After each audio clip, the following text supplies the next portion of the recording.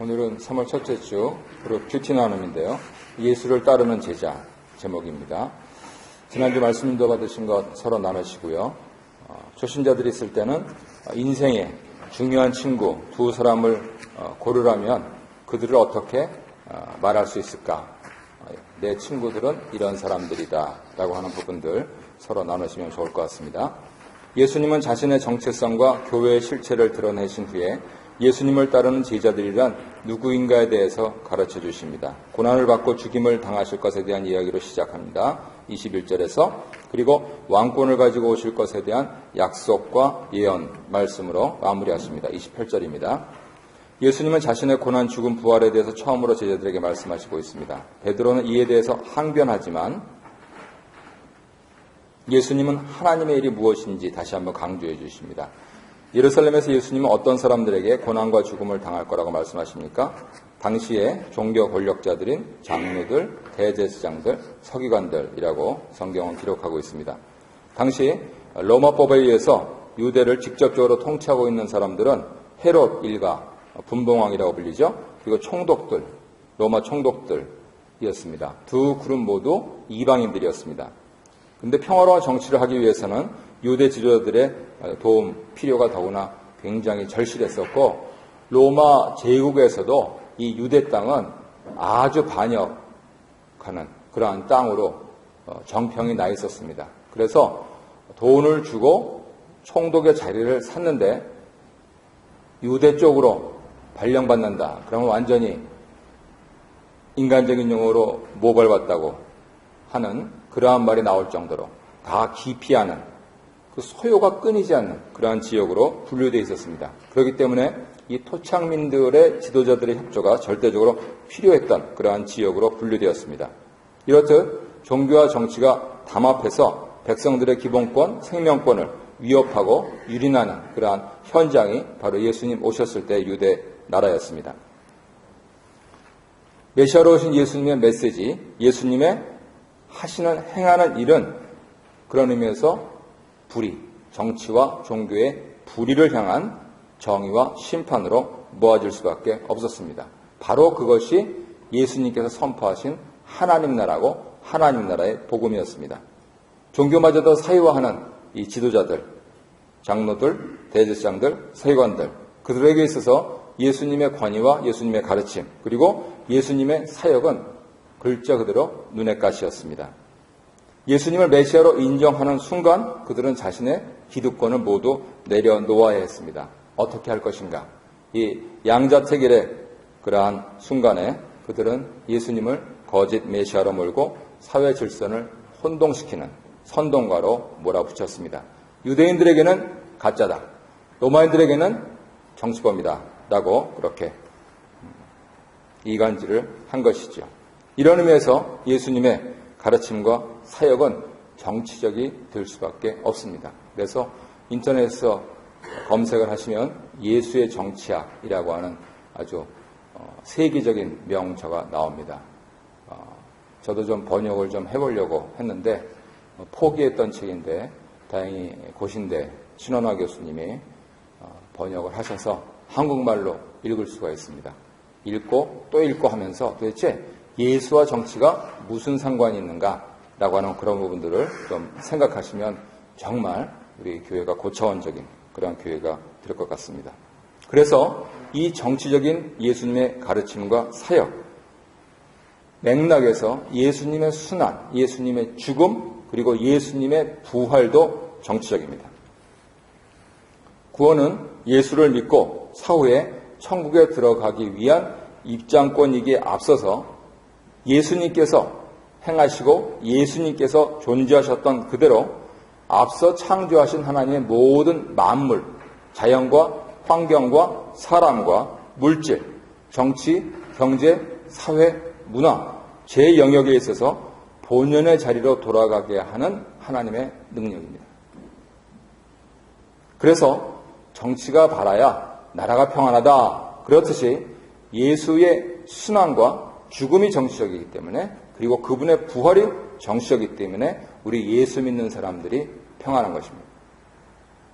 세상에서는 우리를 요동을 치려고 하는데 여러 환난과 근심 가운데서도 예수 믿는 사람들이 평안한 것은 바로 예수님께서 그 순환과 죽음을 앞서 당하셨기 때문입니다. 그리고 하나님께서, 아버지께서 예수가 옳다라고 하시면서 회복시키셨기 때문입니다. 이처럼 복음에는 회복하는 능력이 있습니다.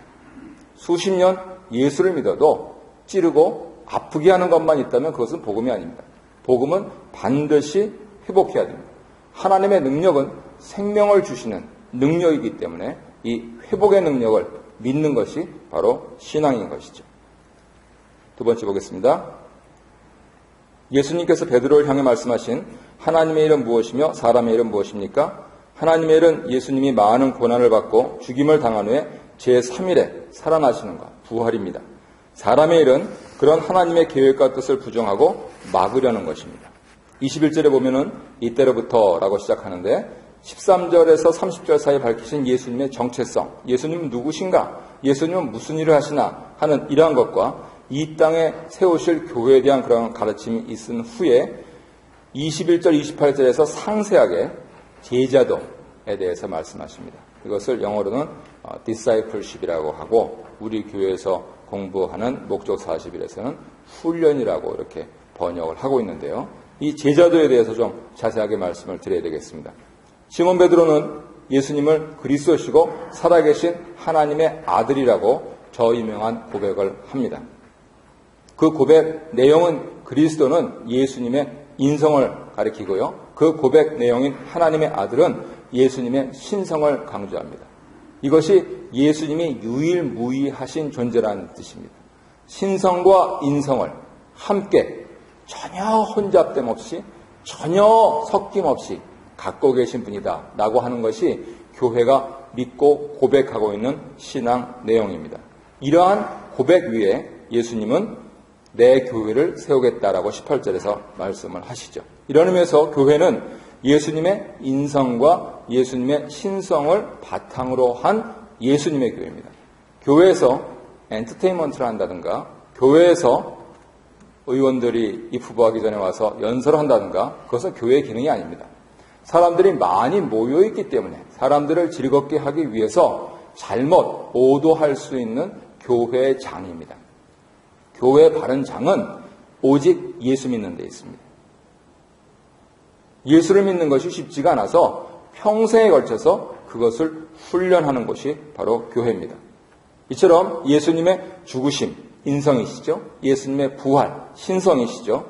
이것에 의해서 최종적으로 완성되고 하나님 나라로 연결되는 것이 교회입니다.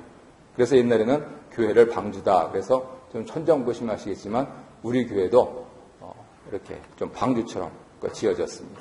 원래 감리교회였는데 1925년도 연합교회가 탄생하고 나서 여러 곡조를 거쳐서 장로교에서 예배당을 사서 저는 그래서 여기 지금 이제 있다가 간식 드시러 나가실 때 이꺼덕거리잖아요.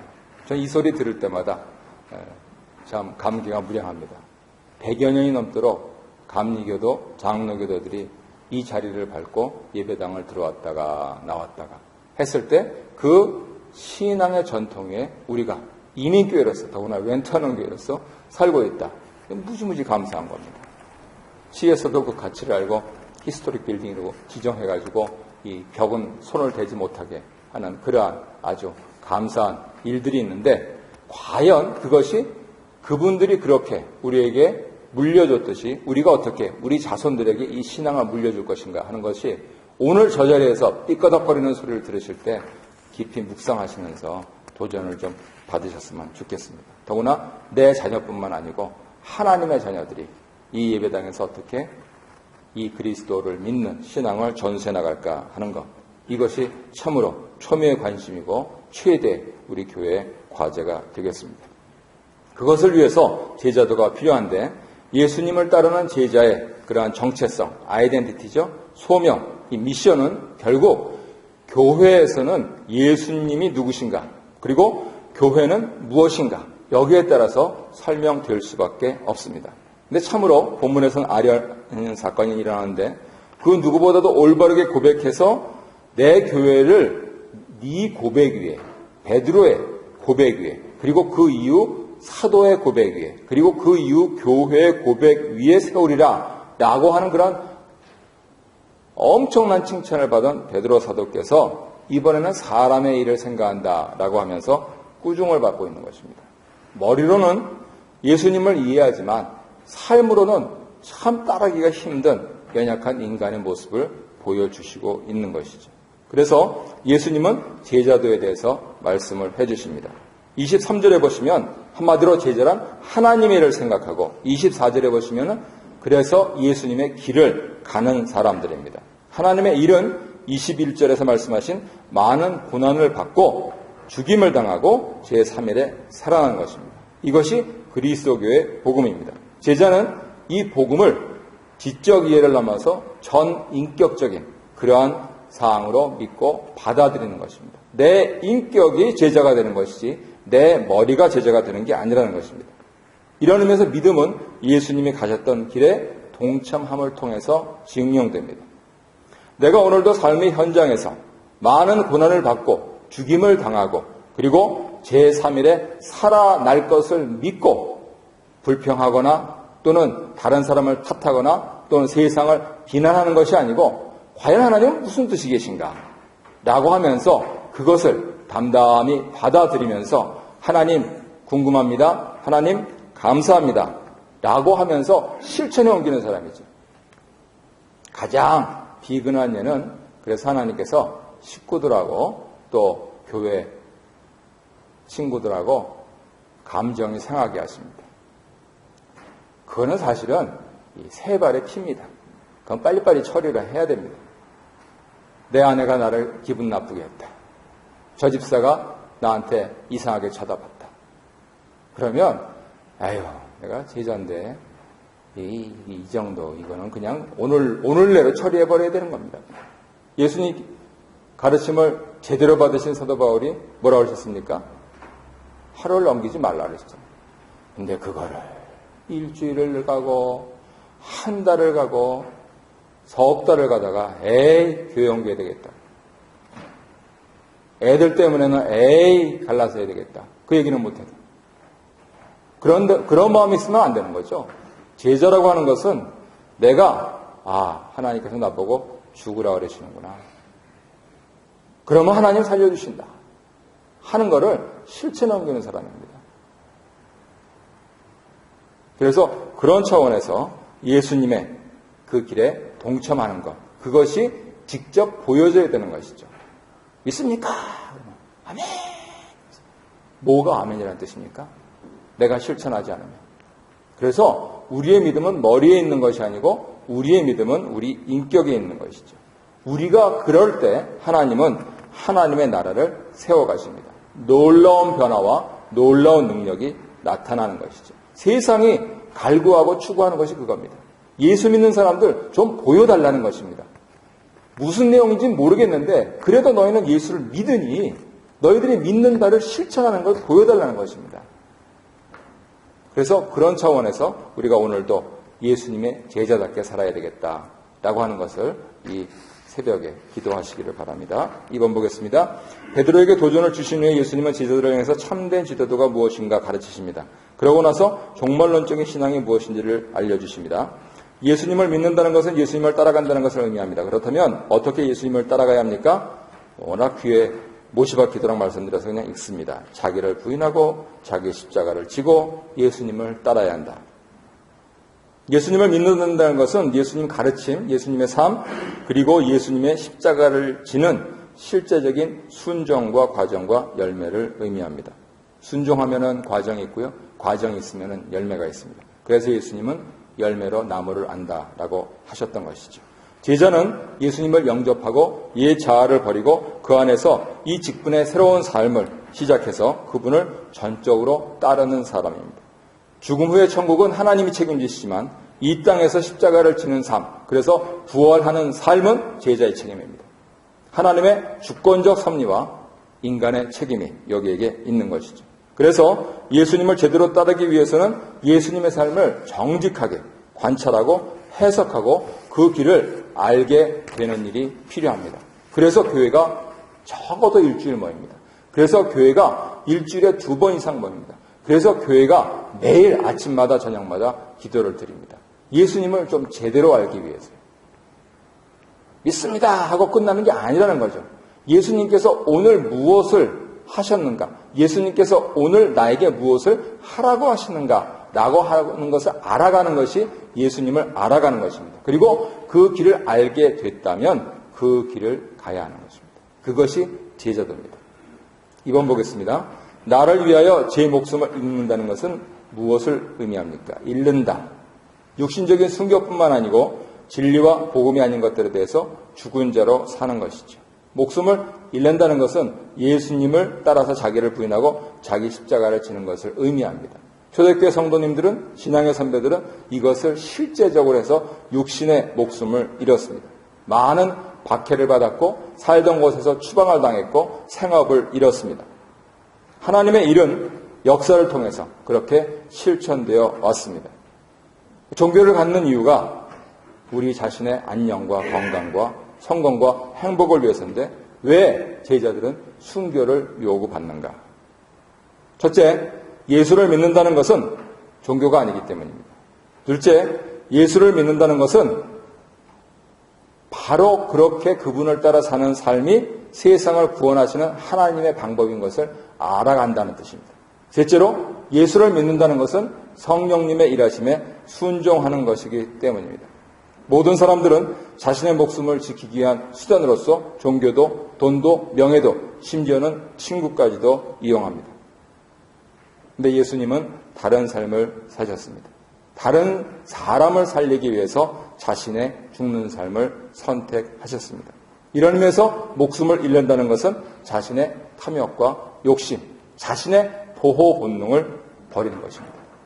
거짓되고 어두운 세상에 진리와 빛으로 오신 만물을 구원하신 예수님의 사랑은 자신의 목숨을 잃으신 십자가의 은혜로 완성되었고, 예수를 믿는 교회는 바로 그 십자가의 사랑의 복음을 전하는 교회로 그 십자가의 은혜를 날마다 살아가야 하는 교회인 것입니다. 이것이 하나님의 구원 방법이고 하나님의 지혜입니다.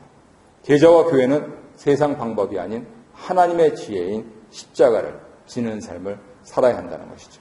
우리는 가시관 없이 면류관만 생각합니다.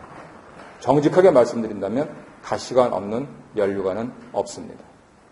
십자가를 지지 않는다면 부활은 없습니다. 안 죽었는데 무슨 부활이 필요합니까? 한평생 멋있게 살다 가는 것이죠.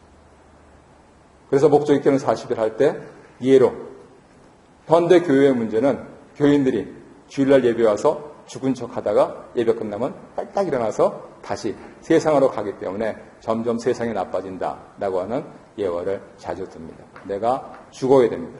죽어야지 다시 사는 게 나지 않습니다. 안 죽었는데 무슨 다시 살 필요가 있겠습니까? 안 죽는다면 길면 100년, 짧으면 정하신 대로 살다가 가는 것입니다. 영원히 죽었고 육신까지도 죽는 그러한 둘째 사망에 이르지 아니하도록 우리가 제자의 삶을 알았으니까 실천해야 되겠다, 이렇게 결심하시길 바랍니다. 마지막 문제 보겠습니다. 각 사람이 행한 대로 갚으리라는 말씀에서 행함은 무엇을 의미합니까? 예수님이 가신 길을 동참함으로써 자기를 부인하고 자기 십자가를 지고 예수님을 따르는 것입니다. 예수님을 위하여 목숨을 잃는 실천을 의미합니다. 이 좋은 나라에서 이 오늘처럼 좋은 날씨에 아무도 내 목숨을 건드릴 사람이 없습니다. 지나가다가 갑자기 트럭이 내 차를 덮치지 않는 한요. 그랬을 때 내가 예수님 때문에 어떻게 목숨을 잃을까? 나 기분 나쁘게 하는 사람, 나한테 손해 끼치는 사람, 그 사람에게 복수하지 않고 그 사람 미워하지 않고 오히려 예수님 말씀하신 대로 그 사람을 위하여서 기도할 수 있다면 바로 그것이 작은 원수 사랑의 실천이고 사랑의 복음의 완성입니다. 평범한 교회의 성도들이지만 우리가 그렇게 작은 한 발자국을 내딜 때 위대하고 거대한 하나님 나라는 다시 진전을 하게 되는 것이죠. 내용을 정리하면 예수님은 3년간의 공생애를 마무리하시면서 이 세상에 오신 가장 중요한 일, 하나님의 일을 제자들에게 알려주셨습니다. 하나님 아버지께 순종하는 삶을 사셨던 예수님의 뒤를 이어서 이제는 교회와 제자들이 복음에 순종하는 삶을 살아야 할 책임과 특권을 가지게 되었습니다. 예수님의 재림 때 각 교회와 제자들이 어떻게 복음의 신실한 삶을 살았는지를 평가하여 갚아주실 것입니다. 누구를 따를 것인가, 무엇으로 믿고 어떻게 살 것인가 하는 것이 우리의 정체성을 증명해 줍니다. 내가 할 일 없다고, 우리 교회가 작다고, 이민자로 살아간다고 낙담하지 마시고, 예수님께서 선택하셔서 만세전부터 예정하셔서 제자로 삼아주시고 오늘도 예수를 믿게 하셨으니 내가 이 특권과 책임을 오늘도 누리는 복된 날이 되겠다. 그렇게 다짐하시면서 승리하시고 내일 주일 축제에 대해 기쁜 마음으로 오시길 바랍니다.